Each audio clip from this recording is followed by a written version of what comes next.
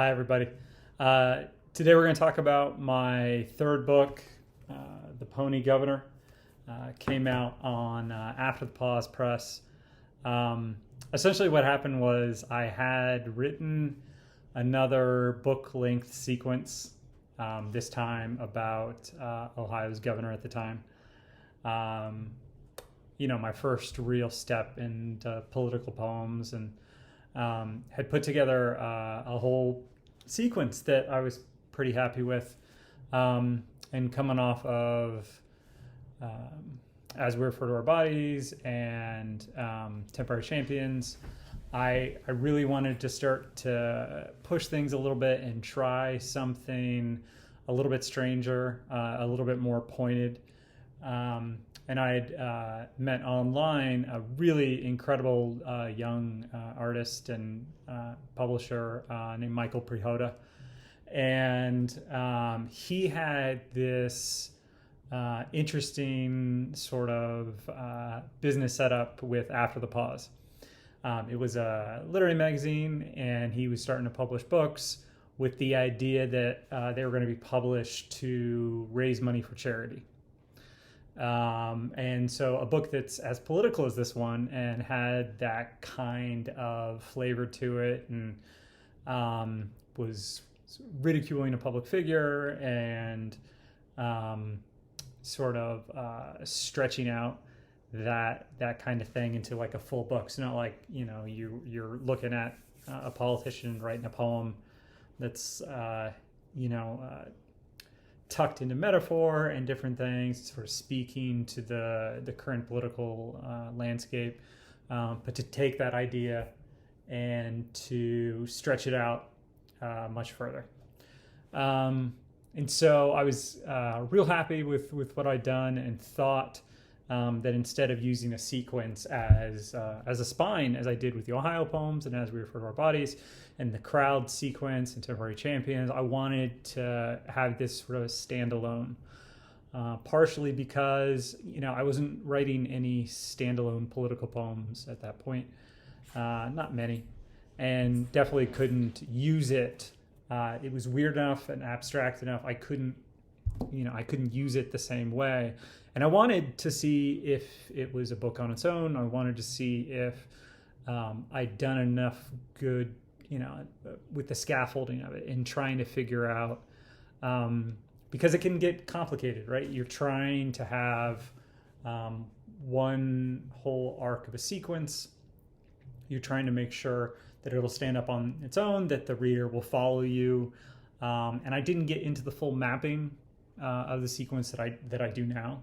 It's sort of part of that process, where you're spending a month, 2 months trying to figure out how the book is going to move, how the energy and music's going to interplay, when to take away those things, when to sort of leave things stark, sometimes without metaphor, sometimes without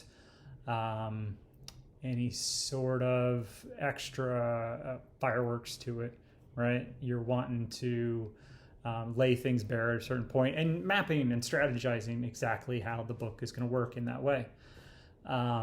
And now it takes me a long time. And, as I'm recording this video here in 2023, it takes a lot of effort and a lot of energy to do that kind of thing. And I figured out the process enough that I can do, shorter versions of it now. When before it was, I wanted to, write 172 poems or 400 poems, and then pull them out. I always and this is why I started numbering things in the sequences. I like the idea of incorporating failure. I like to show that there's a gap.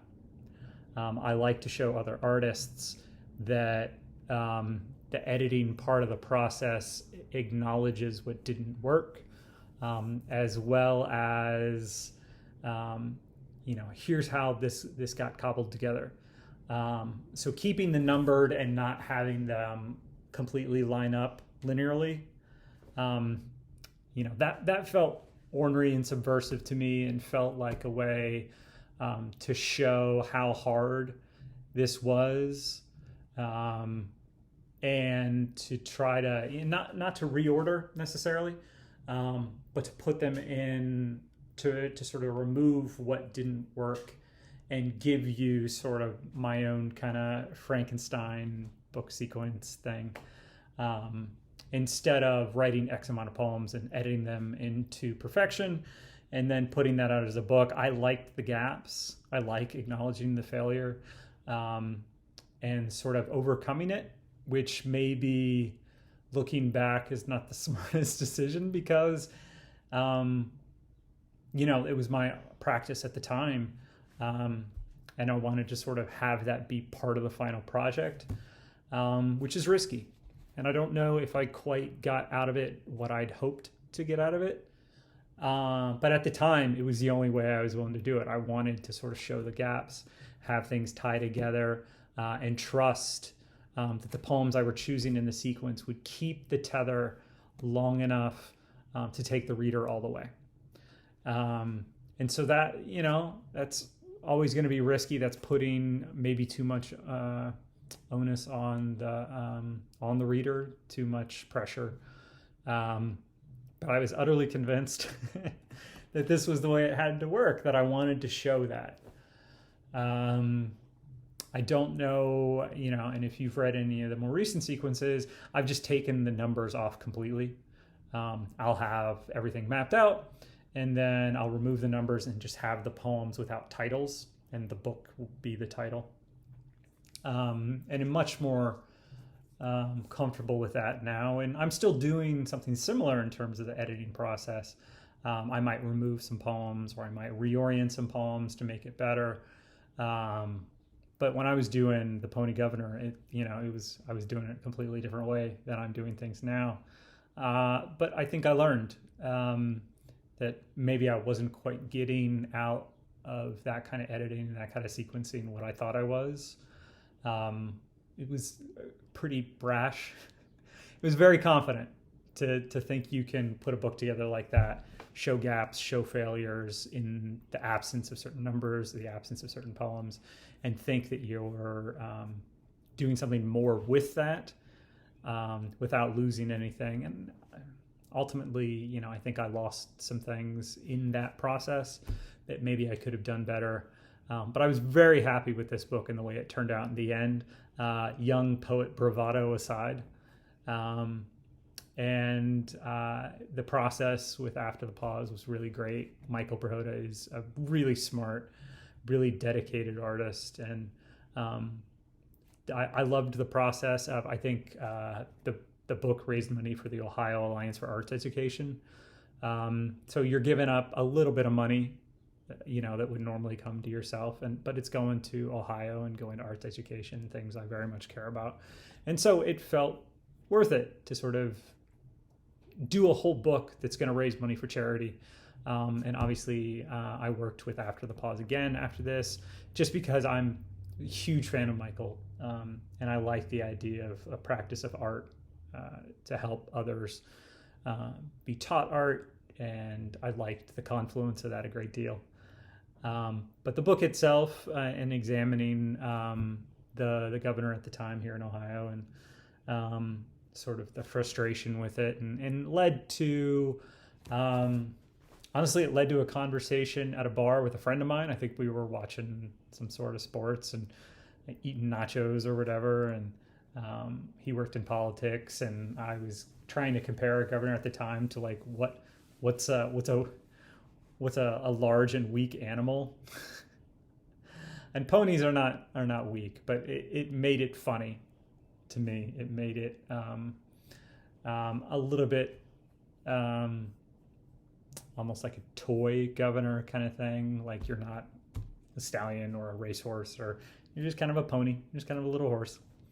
And that made me happy. And after that conversation, I started about writing the sequence, and felt really good with where it ended up. So, politics comes back into my writing time and time again after this. It's something you spend a lot of time paying attention to, and this is even before everything that happened in 2016 and 2020 and now. And you start to look outward a little bit more as you grow up and look at the world and the context and how, I don't know, it can be a lot. So it comes back time and time again in my work. But this is the first time that I really sort of stepped into the political poems. So I'm going to read a few of these now. I appreciate you folks coming with me on these videos again. So, Pony Governor, these are all numbered. Number 3. When the fog wakes up, it too worries about being consumed. But if you were born in the fog, you know that to dissipate is akin to wishing for a war and fighting only for the routine promise of a generous sun. We rose with vigor, with enemy, and when the veil was lifted with a minimal energy, he claimed to be the wind. Number 5. More than 20 borders around the difficulty thing. I think he is a self-regarding translation of the animal. I think he is a frame of a picture of what good men can do with power. What I mean to say is that he knows how to describe the landscape as the lyrical equivalent of where faithful shits exceed their own place. The steam rises. It's epic storytelling to hear him turn reality into believable myth. Number 46. I've convinced myself that these are more than mournful tremors, that the drafting of this many paradises without him, poems, is coming from a place that holds no dead nerves and no dull echoes, that this is my best energy, focused on an awful man that has promised to strip us all bare and dig beneath us as well. To call all of that by a name that I love as much as I love my own naked body. I will be asked differently about this terrible arch of mine. I want many of us to be asked differently about this. I want him to give at least one answer. Number 115. We are together, and if your one request is that we stand apart, you will, even in grace, be buried wordlessly on the border of such talk. United is always, sculpted from a time when everyone wanted what we had for free, and we held each other past death's demands. If you are the new wave of the old tyrants, you can have the money, but not a damn thing else. Thank you, folks. It's still a lot of fun to do these, and I'm going to keep doing them as we get close to book 20. So I appreciate it. Appreciate you watching, and more soon. Thank you.